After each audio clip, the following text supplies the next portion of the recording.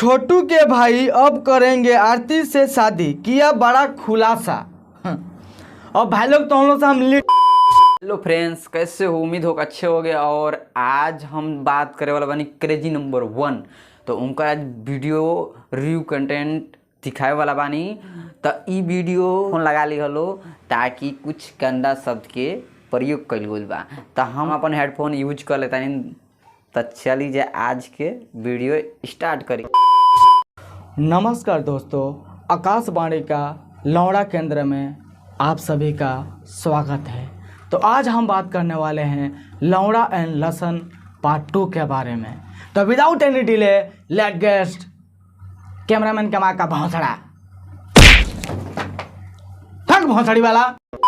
ओह खैर भाई लोग, ये एगो मस्ती मजाक रहला, लेकिन अभी तो हम लोग के जवन हम बात बतावे वाला बानी नु ई सुनल तो हम लोग का बहुत जरूरी बावे।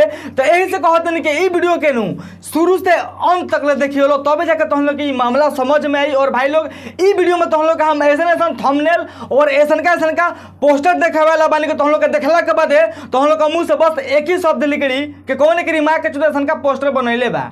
तो पोस्टर नंबर 1। तब भाई लोग जैसे कि तुम लोग की स्क्रीन पर देख सकते रहो, ये पोस्टर में क्या लिखल बवे, छोटू के मरने के बाद आरती के पेट में बच्चा हो गया।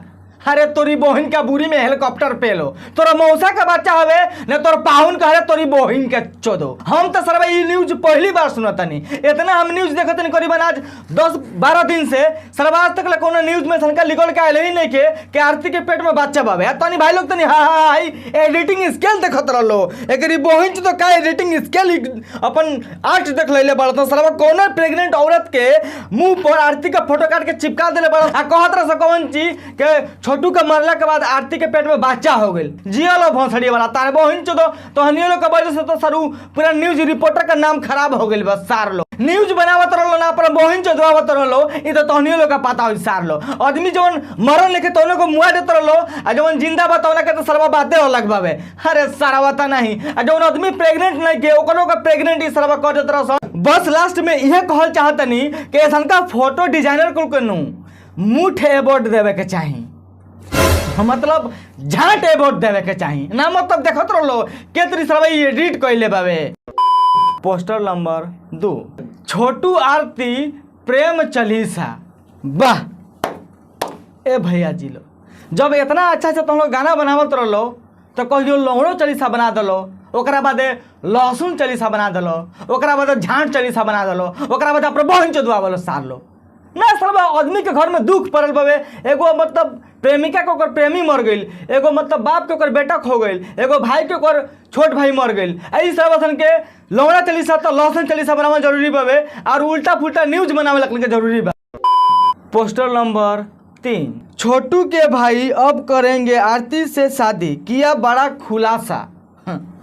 और भाई लोग तो हम लोग से हम लिटरली कहल चाहते नहीं, ई वीडियो के शुरू से अंत तक ले हम देखनी है। एकरा पर क्लिक कैला के बाद तो ई वीडियो में कहीं जिक्र ना रहल के जौन छोटू कुमार यादव रहल हन इनकर बड़ भाई ई कहले बड़न कि हम आरती कुमारी से शादी करम। हालांकि ये बात कहले बड़न कहाँ हम शादी करम, तो हम लोग क्लिप दिखा लेते नहीं तो हम लोग के समझ लो कि कौन रीजन से वो शादी करे के बात कहले बड़न और केकरा बारे में केकरा से वो शादी करे के बात कहले बड़न। ठीक बाबे, ये क्लिप देख लो। आपके जो भाई हैं प्रेम प्रसंग के बारे में आपको बताए थे? मेरे को बताया था, मेरे फैमिली को पता नहीं था। अच्छा, कब बताए थे आपको? मेरे को यही 1 साल करीबन। 1 साल हो गया बताए हुए? हाँ बताइए। उसका लव स्टोरी चल रहा था 2 साल से। अच्छा, तो उस पर आप क्या एक्शन लिए जब 1 साल से आपको बताए थे कि हम प्यार करते हैं किसी लड़की से, और उस समय आप क्या एक्शन लिए और क्या बोले अपने भाई से? आप हम भाई से बोले कि ये सब मत करो, तो भाई बोला कि अभी मतलब नहीं करेंगे, आपका शादी हो जाएगा तब हम करेंगे शादी उसी लड़की से। अच्छा, तो देख ले लो तो भाई लोग ये जो जौन छोटू कुमार रहलन जेकर डेथ हो गई बाबे, जेकर मृत्यु हो गई बाबे, आई मीन मतलब जेकर हत्या हो गई बाबे, ठीक बाबे, उनकर ई बड़ भाई हवन जहाँ तक हमारा पता बाबे। छोटू कुमार इनकरा से बतैले रहलन अपन बड़ भाई से, जौन ई बड़ भाई बड़न इनकरा से बतैले रहलन छोटू कुमार कि हम शादी करम, लेकिन भैया तू पहले शादी कर लब ओकरा बादे हम शादी करम। ठीक बाबे, लेकिन ई बात के एगो गलत वे में ले जाकर देखावल गई बाबे कि छोटू के बड़ा भाई मतलब छोटू के भाई अब आरती कुमारी से शादी करे वाला बड़न। तो भाई लोग ये हमने के यूपी बिहार के मतलब मीडिया लाइन के ये तो करतूत बाबे। साला चंद व्यूज खातिर कुछ भी पेल देते रह भाई, कसम से कहते हैं। देखो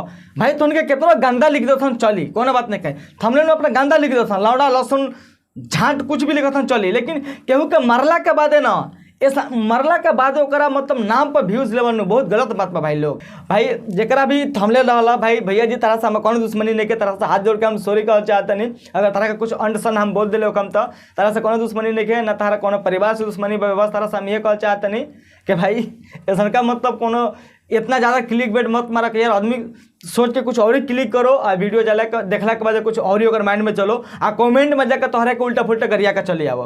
तो भाई लोग हमारे वीडियो बनावे के यही मकसद रहा है कि भाई न्यूज़ जितना भी न्यूज़ बनावत रहो भैया जी लो, हमने के यूपी बिहार के आसाम के चाहे कहीं के भी बना लो, अच्छा न्यूज़ बनावलो कि देख के मजा हो, और जेन्युइन न्यूज़ बनावलो, और जेन्युइन न्यूज़ बनावलो कि देखला के बाद पता चलो कहाँ का अपडेट बावे, छोटू कुमार के जौन हत्या भइल बावे, उनकर मतलब जौन कातिल बड़ा था अभी तक पकड़ाइल बड़ा था, नहीं पकड़ेला सन, उनको लोग के बारे में का अपडेट बावे इकुल बनावलो ना यार। तो इन देख के हमरो जाना मतलब हम बहुत एक्साइटेड बानी कि सर वो कब पकड़ाओ सन, उनके गाड़ी में कब पुलिस डंडा करो सन, ठीक बावे।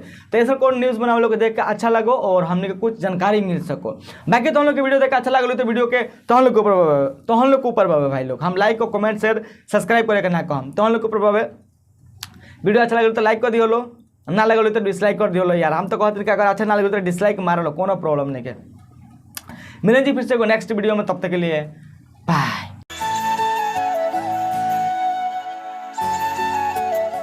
उम्मीद बा भाई अगर वीडियो पसंद लागल हो तो लाइक कर लो और चैनलवा के हमार सब्सक्राइब कर लो, ऐसा वीडियो जब अपलोड करी सबसे पहले मिले। तो चलते ना नेक्स्ट वीडियो मिले, तब खाती बाय।